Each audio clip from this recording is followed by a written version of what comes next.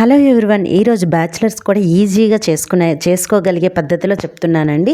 అయితే ఫస్ట్గా మీరు ఎగ్స్ తీసుకునేటప్పుడు ముందు వాటర్లో వేసి చూడండి. అవి కిందకి వెళ్తే అవి మంచి ఎగ్స్ అని లేదా పాడైన ఎగ్స్ అని. అలాగే మనం ఎగ్స్ బాయిల్ చేసుకొని దానిపైన పెంక్ అనేది తీసుకొని పక్కన పెట్టుకుందాం. ఈలోగా ఒక కుక్కర్ తీసుకొని దాంట్లో ఆయిల్ వేసి దాంట్లో కొంచెం జీలకర్ర, పచ్చిమిర్చి అలాగే ఉల్లిపాయలు వేసి బాగా వేగిన తర్వాత ఫ్రెష్ అల్లం వెల్లుల్లి పేస్ట్ కూడా వేసి పచ్చివాసన పోయిన తర్వాత మనం టమాటా కూడా వేసుకొని సాఫ్ట్ అయిన తర్వాత ఆయిల్ అంతా బయటికి వస్తున్నప్పుడు పసుపు, కారం అలాగే ఒక 2-3 స్పూన్స్ వరకు పెరుగు అనేది వేసుకోండి. టేస్ట్ సూపర్గా ఉంటుంది.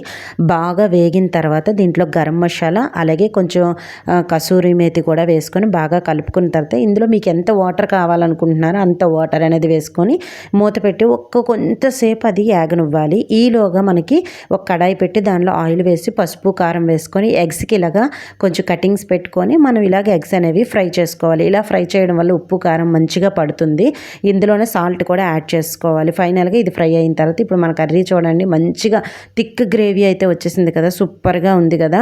ఇలాంటి సమయంలోని ఒక్కసారి గరిటతో అలా మెదిపేసి దీంట్లోనే కొంచెం గరం మసాలా అలాగే ధనియా పౌడర్ కూడా జీరా పౌడర్ వేసేసి బాగా కలిపేసి ఒక్క 2 మినిట్స్ వేపిన తర్వాత ఇందాక మన ఎగ్స్ అయితే రెడీగా ఉన్నాయి కదా, ఆ ఎగ్స్ని కూడా వేసేసుకొని ఇంకా మూత పెట్టకుండా జస్ట్ ఇలా ఉడకనివ్వడమేని. ఇలా ఉడికిన తర్వాత ఇంకా మనం స్టవ్ ఆఫ్ చేసుకోవడం. సూపర్గా ఉంటుందండి. ఒకసారి మీరు కూడా ట్రై చేయండి.